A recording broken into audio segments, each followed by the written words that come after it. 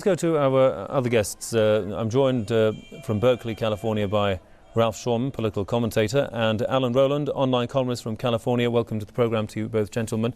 I'd like to start with you, Mr. Shorman. How do you see this truce in its entirety? Well, I think we have to look at the underlying politics here. The New York Times spelled this out when it stated that the crisis threatens to complicate and divert attention from our international attempts to deal with the threat of Iran and the Syrian civil war while marginalizing moderate Palestinians due to the reaction of Palestinians in the West Bank. It also stated that the war in Gaza destabilizes two regimes, the Hashemite monarchy in Jordan and the Palestine Authority led by Mahmoud Abbas in the Israeli-occupied West Bank. Given the response of the Palestinian population in the West Bank in denouncing the role of Mahmoud Abbas, Washington fears the continuation of the Gaza spark greater unrest directed not only at Israel, but at the impotent and corrupt regime of the Palestinian Authority as well. Those are the underlying dynamics here. But I would like to emphasize that the Daily Telegraph and Time magazine have spelled out the role of Egypt and of Mohamed Morsi in this truce. Quote, when the moment of truth came, the conservative Daily Telegraph in London writes, the Egyptian leadership moved responsibly and clearly attempting to restore stability in conjunction with the United States. Not only that, says analyst Michael Wahid Hanna of the Century Foundation, Egypt's government has put its international credibility on the line by effectively undertaking to ensure that Hamas is controlled and observes the terms of its ceasefire. This is a profoundly important change, and it goes on. This is an essential partnership in tamping down Palestinian violence, notes former U.S. Ambassador to Israel Martin Indyk, the one between the United States and Egypt, using its influence with Israel and the other with Hamas. And it states, Morsi and the Egyptians are providing a service Washington cannot in dealing with the problem of Gaza. It continues, unlike former President Hosni Mubarak, Israeli leaders are praising the response from Cairo, notwithstanding Egypt's public protests of solidarity with Hamas. And it continues to show that they are looking to the government of Mohamed Morsi and the Egyptian government to not merely control the Palestinian population in Gaza, but to set the stage for what will even become what is called a three-state solution, and I am quoting. Israel's goal now is not to destroy Hamas, but to compel it to behave responsibly and to keep the order in Gaza. If things are normalized in Gaza, Hamas effectively becomes a second Palestinian mini-statelet. And this, the National Security Advisor to former Israeli Prime Minister Ariel Sharon urged that Israel agreed to undertake to stabilize the separate status. And it goes on.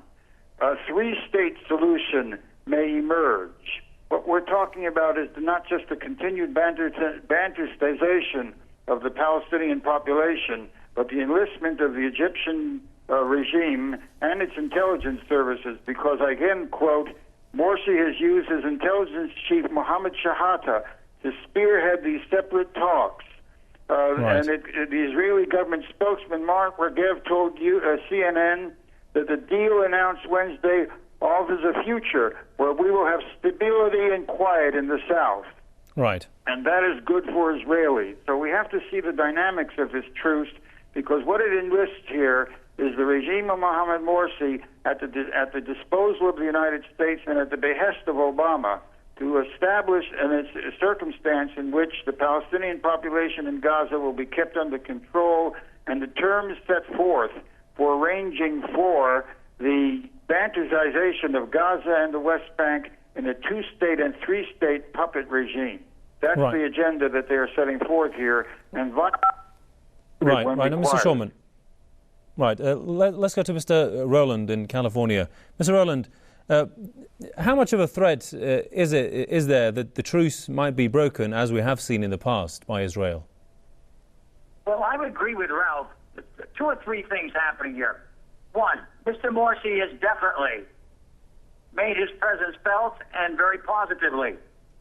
Two, the Bibi Netanyahu can no longer use Iran or demonize Iran or Gaza and his attempt for re-election in January. Don't forget the political angle here. Bibi's running for re-election, and he wants to see himself as the protector of the homeland.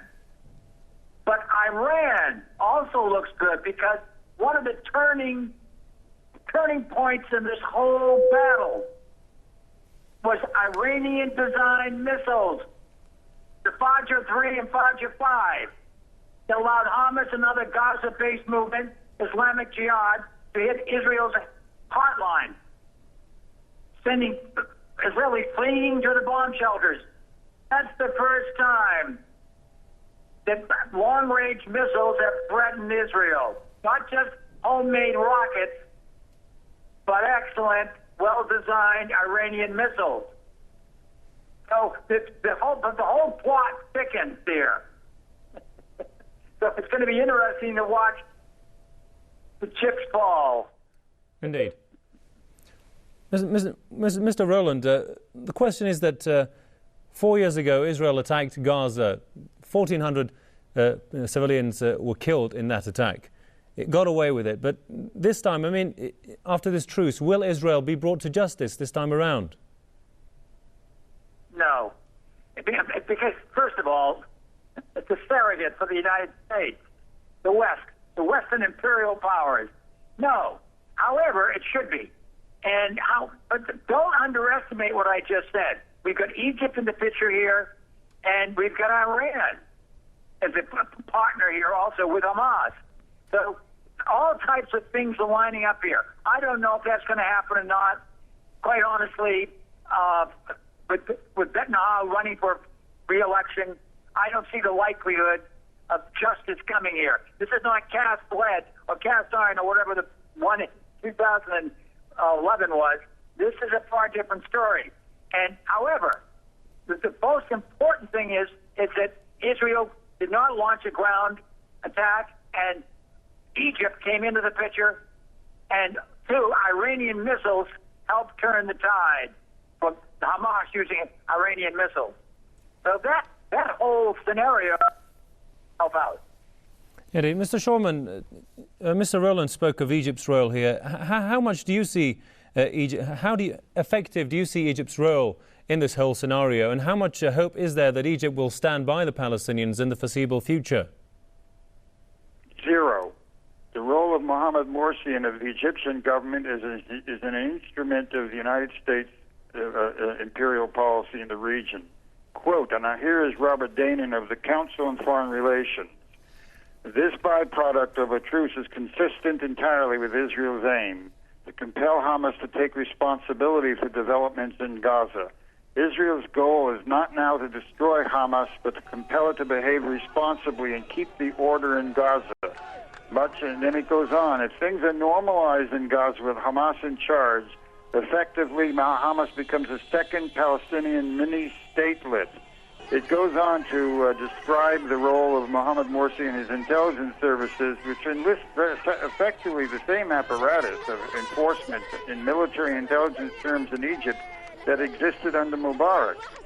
The role of Mohamed Morsi and of these types of country-selling regimes, because I don't hesitate to describe this as the characteristic of the government of Mohamed Morsi in Cairo, is to facilitate the objectives of imperialism and of the Zionists to not just marginalize, but to remove the Palestinian population from the political agenda of self-determination and to effectively destabilize the leaderships of the Palestinian people and enlist them in the project of the Israelis and the United States itself.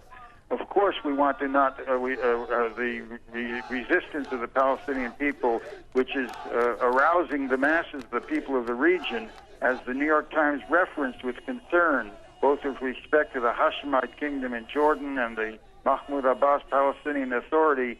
You can add to that the Saudi regime and that of the Emirates as well. They are looking for a way to maintain control, to continue the blockade of the Palestinian people in Gaza, and to enlist the Egyptians in coordinating with the United States and Israel in furthering the objectives of imperialism. That's the agenda here. Indeed. Mr. Rowland, Hamas has thanked Iran for arming and financing the Palestinian resistance fighters. Interesting is that, Israel seemingly couldn't handle a few rockets from Hamas, the Palestinian resistance fighters. The question is, how can it handle Iran? Because now we're getting into the big picture. This whole attack and brief war is a dress rehearsal in a lot of ways. They're testing their own Patriot missile system against missiles and rockets from Hamas. This is a dress rehearsal. Remember, it wasn't that long ago the United States and Israel had a joint military exercise that lasted 5 or 6 months, I believe, or maybe 5 or 6 weeks, and literally building up their case, or their, how should I put it, their position in regards to an possible attack on Iran. So don't underestimate that this is testing their system. I love what the Zionist leadership saying. We're just mowing the lawn. We're getting rid of the latest crop of Palestinian freedom fighters, which they call militants. But basically, this is not going to work, because the whole issue of Iran and Israel has been intensified, I feel, because Iran has played a role in this battle by providing the missiles. Indeed. Ralph Shawman in Berkeley, California, what do you think? What do you think of Iran's role in this whole scenario? Well, I think effectively Iran is in the situation of being menaced by both the Israeli state, of course, and by American imperialism itself. Iran has sought to support the aspirations of the Palestinian people, not only in Gaza, but in West Bank and within the Green Line as well. And effectively what we're looking at here is a concern on the part of the United States and of Israel to maintain its control and to advance its agenda with regard to the destabilization of Iran and Syria without the consequence of a generalized uprising in the region. What began in Egypt is unfinished.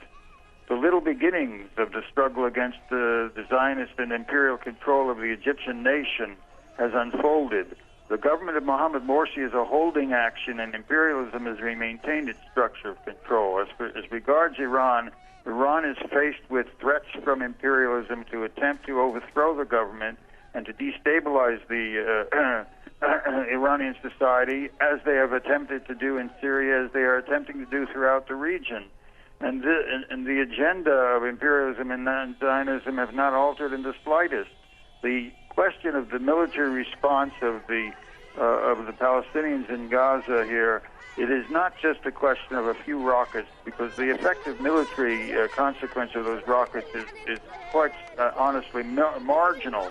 But it is the spirit of resistance and the conflict that demonstrates the nature of imperialism and the suffering of the Palestinian people that arouses the masses, the people of the region, and calls into full light the role of the regimes of such as the Kingdom of Jordan, or for that matter, Morsi himself. I don't see the role of Morsi as anything more than as an instrument for furthering the agenda of the United States and of Israel in this situation. That is not to say that he will be successful in these efforts, because he has to answer to the Egyptian people as well as to the Palestinian people and the people of the region at large. But that's what they're attempting to accomplish here, and that's the role that he has assigned to himself. Right. Iran is still menaced. Iran is no less threatened. Iran is not off the agenda of attack, as the New York Times was complaining about the responses to the brutal onslaught against the people of Palestinian people in Gaza. As the New York Times editorial was stating, it deflects our ability to target Iran. It deflects our ability to target Syria. Those are the agenda, the items of the agenda that remain at the forefront of imperial intent. That hasn't changed. Right. Now, Mr. Rowland, we saw that Saudi Arabia, Qatar and Turkey all united against Syria, but seemingly left Gaza to fend for itself. Yes. The question is what? I mean, why don't we see the Arab League, the Arab nations, especially, well, they're Arabs, they're compatriots in Gaza. Why don't we see any help, any unity against Israel here? The Arab League, I know Ralph will agree with me, is a joke. It's totally tied into the West. It's a total joke. So my point is this. That's not going to happen. But don't remember one thing here. A lot of this is being stirred up. And no one's talking about the fact that Netanyahu is under pressure politically. No one's talking about one of the reasons this is happening. If you're in trouble, start a war. That's Bibi. I'm in trouble, so let's start a war.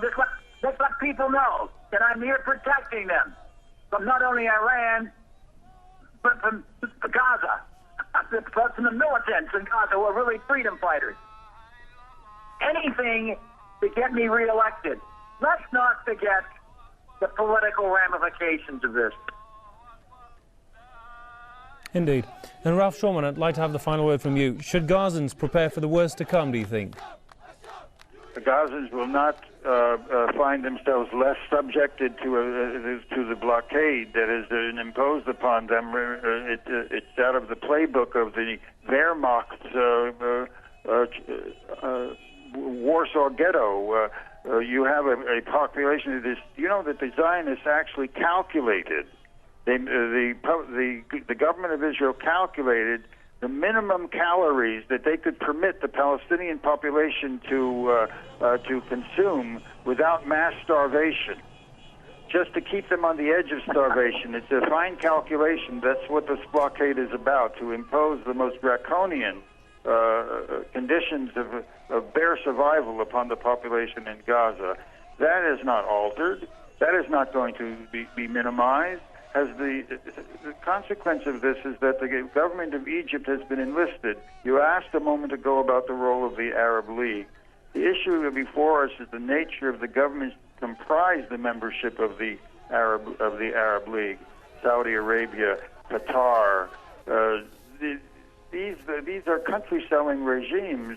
In Egypt, for example, as we've often discussed, with its 80 million population, you have most of the population living at a bare subsistence level, less than $2 a day. The mass of the Falahin all have members of a family that have had to sell a kidney for coin. That immiseration in the midst of enormous wealth concentrated upon the oligarchy in Egypt and the military and its servants and the apparatus of control has not altered in the slightest. The Morsi government has not changed Indeed. that relation, those class relations. The issue before us is the starvation and immiseration of the mass of the population, the handing over resources to the control of imperialism, the subordination of the peoples of these countries to the objectives of imperialism and Zionism. Who amongst the Arab League have called for a break in the blockade against Iran? Who has taken steps to break that blockade themselves amongst these regimes? These regimes in the Arab League don't service the aspirations of the people. They are enforcers of the imperial agenda, and they preside over the exploitation of their own people. Indeed. That struggle that has unfolded in Egypt and the aspirations of the Palestinian people speak to the peoples of the region as well. The governments of the Arab League are in the way. Yes, I'm sorry, Mr. Shawn, we'll have to end it there. We'll run out of time here on the show. Many thanks to our guests from Berkeley, California, Ralph Shawman, political commentator, and from California as well, Alan Rowland, online columnist.